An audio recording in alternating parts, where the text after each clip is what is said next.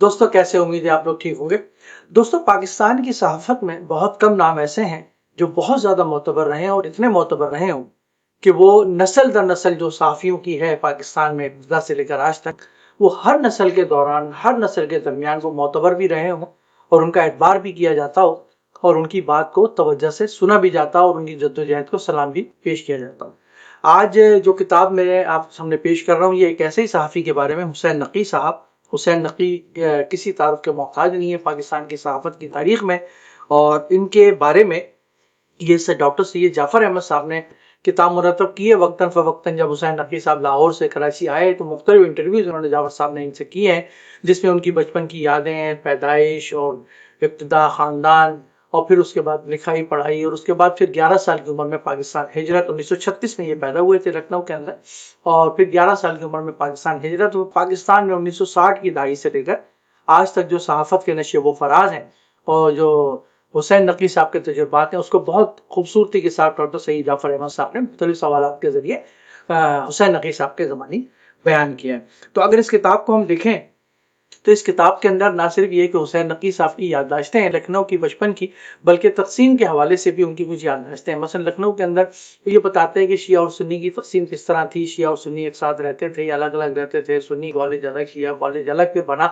بعد میں۔ اور پھر یہ ہے کہ وہاں پر جو شیعہ پولیٹیکل کانفرنس تھی، اس نے جو ہے وہ مسلم لیگ کے جو 1946 کے انتخابات کی بات ہو رہی ہے، مسلم لیگ کے جو کینڈیڈیٹ تھے ان کے خلاف جو ہے اپنا ایک کینڈیڈیٹ کھڑا کیا تھا، لیکن مظاہرے کے ہار گئے۔ پھر ان کے والد صاحب جو تھے وہ بھی پولیٹکس میں اور پولیٹیکل معاملات میں حصہ لیتے تھے، عملی پولیٹکس میں تو نہیں لیکن فکری پولیٹکس میں، تو اس کے حوالے سے انہوں نے بات کی۔ تو پاکستان کے حوالے سے انہوں نے پاکستان آمد کے حوالے سے بات کی ہے انہوں نے کہ پاکستان میں ان کا خاندان آ گیا تھا، کچھ لوگ وہاں رہ گئے تھے لیکن پھر یہ 11 سال کی عمر میں یہاں ہجرت کر کے آ گئے، اور پھر سندھ میں آئے، پھر لاہور کے اندر گئے، اور پھر وادی صحافت میں یہ داخل ہوئے۔ جب یہ وادی صحافت میں داخل ہوئے تو اس کے بعد پھر 1960 سے آپ کو معلوم ہے کہ ایوب خان کی دہائی تھی، تو ایوب خان سے ان کے جو ٹاکرا رہا، ان کی جو گفتگو رہی، اس میں جو صحافتی تنظیموں کا کردار رہا، طلبہ تنظیموں کا کردار رہا، مزدور تنظیموں کا کردار رہا، یہ صوبہ بدر بھی ہوئے، شہر بدر بھی ہوئے، اور پھر اس طریقے سے ان کی ساری زندگی یہ گزری۔ پھر سجاد ظہیر صاحب سے ان کے بھائی سے جو ہے وہ ان کے تعلقات رہے، اور اس کے علاوہ راجہ صاحب محمود آباد نے بتاتے ہیں کہ گرلز کالج لکھنؤ کی جو زمین تھی وہ انہوں نے دی۔ اور اس کے بعد تقسیم کے بعد ایک دلچسپ بات یہ ہے کہ تقسیم کے بعد جہاں بہت سارے جو مسلمان تھے وہ ہجرت کر کے یہاں پر آئے لکھنؤ سے، تو وہاں بہت سارے یہاں سے گئے، لیکن یہاں سے کون لوگ گئے؟ یہاں سے ہجرت کرنے والے جو تھے لکھنؤ کے اندر وہ سندھی تھے، اور سندھی مسلمان سندھی تھے یا ہندو سندھی تھے یا مسلمان سندھی تھے، تو جو یہاں سے جنہوں نے ہجرت کی وہاں کچھ رہ رہے تھے، تو وہاں پر انہوں نے دکانیں بھی کھولیں، اور سندھی دکاندار جو تھے وہ باقاعدہ اپنی دکانوں کے نام اس طرح رکھتے تھے کہ وہ مسلمان ان کی طرف اٹریکٹ ہوں اور ان سے جو ہے وہ چیزیں خریدیں۔ تو سندھی جو یہاں سے ہندو ہجرت کر کے گئے ان کو وہاں پر نہ صرف یہ کہ قرار ملا بلکہ وہاں پہ کاروبار وغیرہ کے مواقع بھی ملے۔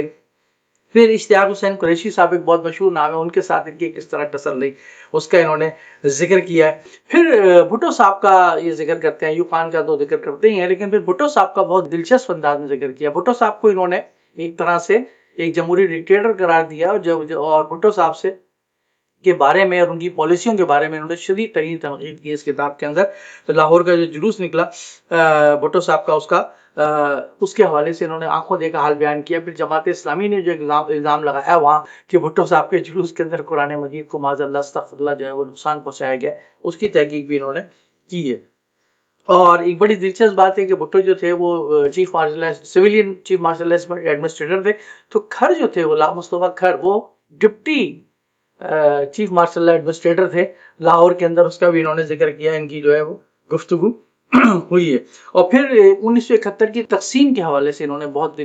ذکر کیا ہے کہ مجیب کے موقف کیا تھا، بھٹو کا موقف کیا تھا، یحییٰ کا موقف کیا تھا، اور ان کا موقف یہ حسین نقوی صاحب کا کہ بھٹو صاحب نے اس وقت مجیب کا ساتھ نہیں دیا بلکہ یہاں پر جو مقتدر قوتیں تھیں ان کا ساتھ دیا، اور وہ ٹوٹ گیا،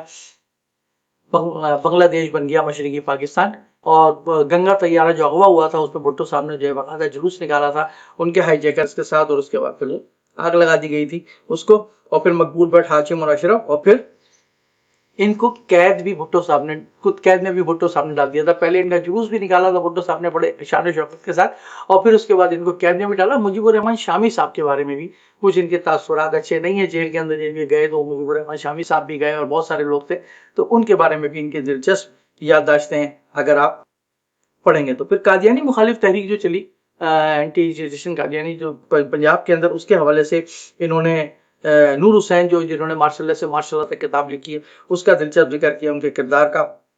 پھر اخبارات اور ٹی وی چینلز کے جو موجودہ صورتحال اس کا ہے, انہوں نے ظاہر جعفر صاحب نے یقیناً پوچھا تو انہوں نے اس کا جواب دیا اور اپنے رائے کا اظہار کیا کہ آج کل جو ہے وہ حالت کیا ہے. پھر پی پی پی یعنی پیپلز پارٹی پر بڑی شدید تنقید کرتے ہیں, اور بڑی دلچسپ ایک جملہ لکھا ہے انہوں نے کہ پی پی پی جو تھی وہ لیفٹ کی پارٹی تھی اور اس کے جنرل سیکرٹری جو تھے وہ ٹکا خان صاحب تھے. تو یہ ایک بڑی دلچسپ انہوں نے بات لکھی ہے کہ اس کے جنرل سیکرٹری جو جنرل ٹکا خان تھے, جنرل ٹکا خان کو کون نہیں جانتا بنگلہ دیش کے حوالے سے. تو پھر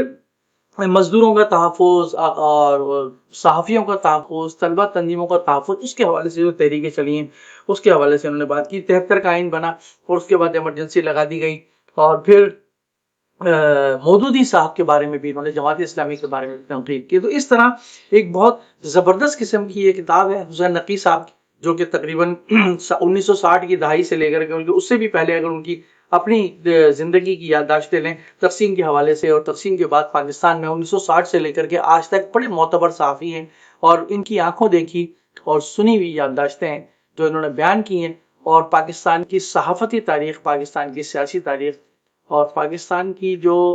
اخباری تاریخ ہے وہ ہمارے سامنے, صحافیوں کی تاریخ ہے وہ زندہ ہو جاتی ہے, اور ہمیں پتہ چلتا ہے کہ اس چھلنی میں سے, تاریخ کی چھلنی میں سے کون ایسا نکلا کہ جو بالکل خالص نکلا, اور کتنے ایسے لوگ تھے جو کہ